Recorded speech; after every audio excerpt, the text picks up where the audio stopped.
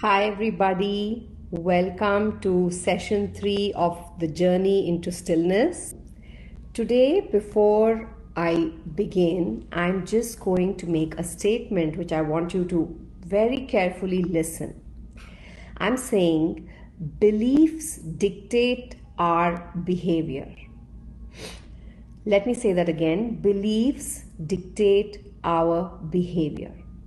So today we are going to find out if this is really true and how does this show up for you in your life. And I just want you to take a look at the first one, that is the behavior. This behavior comes out in many ways we know, and we've seen it in our children. We can see it in others better than in ourselves, right? The behavior is just the tip of the iceberg. The rest of what goes underneath the behavior is all underwater and we don't even pay attention to it. And then we are working on the behavior for years and years and nothing is happening. We are status quo. So let's look today what goes underneath that the tip of the iceberg. So behavior is on the top. When you notice in yourself, I'm going to talk about ourselves because that's the only place we can make a change, right? So when we notice in ourselves a behavior that is not peaceful, that is not making us feel connected, aligned, what we need to see is go beneath it. When you go beneath it, you see a feeling. This feeling 99% of the time is fear. And we'll talk about fear in another session, but there is a feeling behind your behavior. So when you are meditating, when you are reflecting, these are the pointers that we need to looking underneath. When we say sit with it, what are we doing? We are sitting and seeing underneath. We are deconstructing. We are trying to find out what is causing my behavior, because nothing comes from nothing. There is always some reason for something to be happening. So once you go to the feeling, you go underneath the feeling and you find out what is the thought that is causing that feeling. So we have kind of addressed this in our session 1 and 2. Today's session 3. So in 1 and 2, we have addressed the thoughts and the feelings and them causing the behavior. We've spoken about this. But we need to go a little deeper. What is it that's causing the thought? That is the place that we need to start working on. So that is the belief system.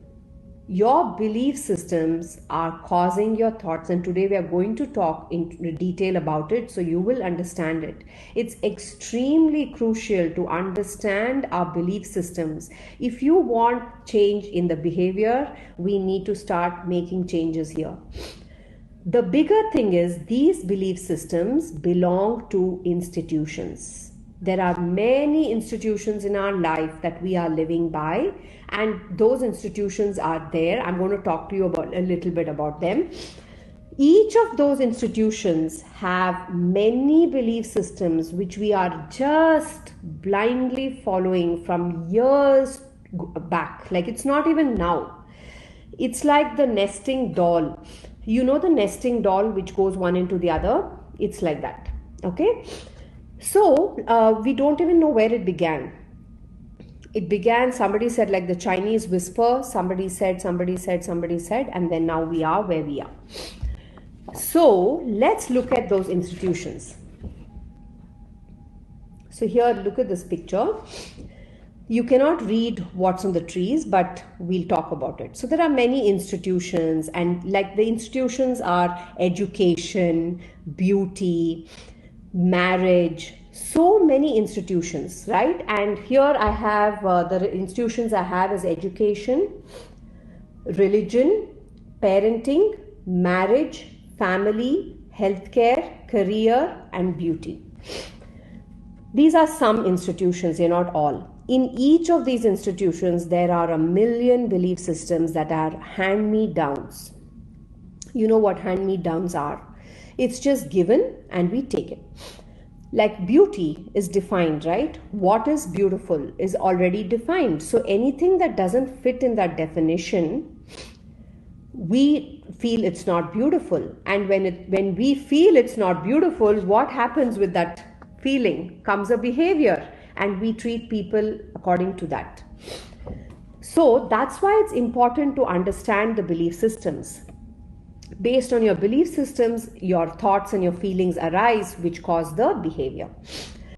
So if, for example, let's take, I think I'm totally caught by this, and sometimes these belief systems and conditions come from culture and some from our upbringing. It depends, and the upbringing is a hand-me-down. Every parent has been handed down this from generations, and we are just staying with it because nobody is revisiting it, right? Which we are doing right now. So for example, in beauty, okay, black hair is beautiful is a belief system that is in our head, but we age and our hair gets white. I mean, I'm guilty of this because I do color my hair, you know that it wouldn't be so white, black otherwise, but I am still buying into that belief system. I am still buying into the culture's definition of what is beautiful. Thin is beautiful, fair is beautiful.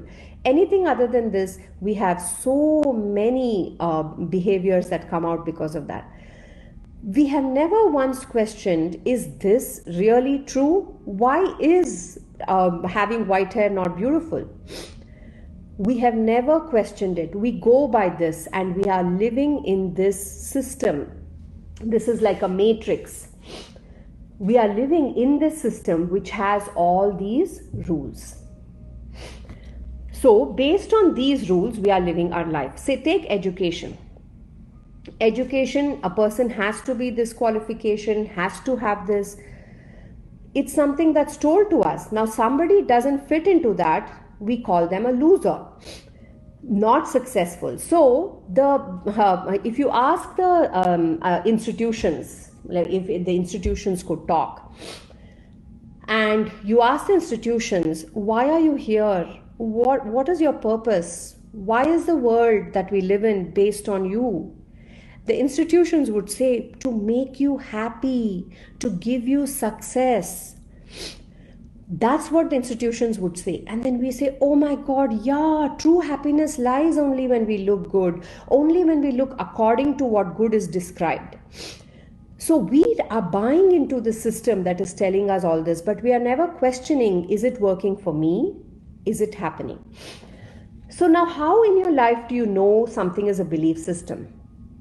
It's all the shoulds that we have, right? You should do that, you should be this way, you should have this. Any shoulds comes under the belief systems. Now, what are we going to do then? You see this man, he's standing with an axe. And he's going to hack all the belief systems, the trees that are representing belief systems, right? Now, what does it mean to hack? When we say hack the belief systems, it seems so scary and we don't want to do it. I'm telling you, I still can't hack this system of beauty, that white hair is beautiful. I probably will someday, but not right now in the present moment. But how are we going to do it? We're going to do it one at a time. The first step is to be aware that I am caught in a belief system. That is the first thing that we need to do, okay? So for a moment, just look at this picture and see what are the belief systems that you can, attribute to your life. What do you think the shoulds are in beauty? What are the shoulds in career? What are the shoulds in healthcare? In family? How are you shoulding yourself in parenting? How are you shoulding yourself in religion? How are you shoulding yourself in education? Just for a moment, just think about it. You don't have to tell anyone. This is your little secret. Now, the only way to really get out of this, when I say hacking, hack the belief system, What is the hacking? Does it like slaughtering and just, being ruthless? No, we want compassion. We've been talking about compassion all the time. So, compassion for ourselves. Okay. So, how do we do it? First, whenever a should arises in your head, let's say, let's take education. Okay. You think somebody has to do a particular education or a qualification, otherwise they are worthless. Okay, just say that's your belief system. Okay, now we need to visit this belief system. Okay, we're going to visit it and we're going to ask two questions to it. The first question is, my belief system that I'm having now oneness, showing oneness and connection, or is it showing separation and disconnection? Okay, I spelled that disconnection wrong, but yeah, you know this feeling. Separation or disconnection. You need to ask these two questions every moment of your life, every time a should appears. Now, in this form where the education is the question, like just for an example, it is causing separation, right? Because you're showing somebody they're lesser than. You're showing somebody there is lack. Same thing when it comes to religion. When we are biased and when we have opinions about other religions and everything, am I causing oneness and connection, or am I causing separation and disconnection? In your conversations with people, you're gossiping about somebody, stop, pause. Am I causing separation and disconnection, or oneness and connection? And I think you know the answer. For an aligned life, what do you need? You need oneness and connection. We don't want separation and disconnection. There's already so much of it. So as you visit these institutions and you identify in each of these institutions the belief systems that you're shoulding yourself, your children, especially your children. We are the pass me downs, that we are handing our crazy belief systems down to our children because we are not visiting it. We are not seeing, is it even worthy? What am I saying? Is it the same now? This was like years back. Is it the same? What does my child feel about it? We don't. We pass it down because nobody visits these institutions. Nobody visits these belief systems. It's a taboo. Anybody who talks about it is said, no, that's not right. Just go blindly follow. It has happened for years. It will happen. It will do you good. It's going to make you happy. It's going to make you successful. And of course we get bought in and we say, yeah, that's it. But we are living in suffering and we are chasing the happiness and the success that has been defined by this institution for years and years and ages, decades, centuries. And we are still chasing. This is crazy, isn't it? We need to stop, pause, and look. It's high time. If you want to go on the journey to stillness, well, this is the first block that we have. We've got to visit. It doesn't mean that you have to finish every belief system to go into stillness. Like I said, you just have to be aware. You don't have to remove them. You don't, just be aware. At least accept that I am in a belief system. This behavior is coming from this belief system. This is the way I feel because these are my belief systems. So these are the two questions: oneness and connection, or separation and disconnection. Now, once you finish looking at your belief systems, and if you are kind of hacking all of them, let's say if and when we hack all our belief systems and we get a void, then what is the definition? Where are we running? The belief systems and the institutions told us that we are running behind happiness and success, happiness and success. Now then suddenly if you hack all your belief systems, what happens? Then no happiness, no success. Oh my God, no, I don't want to do that. That's what your ego is going to say. Are you crazy? I want happiness. I want success. So we need to define what is success again. So this is where I think the whole paradigm shift happens. This is the most crucial part for you to enter that void.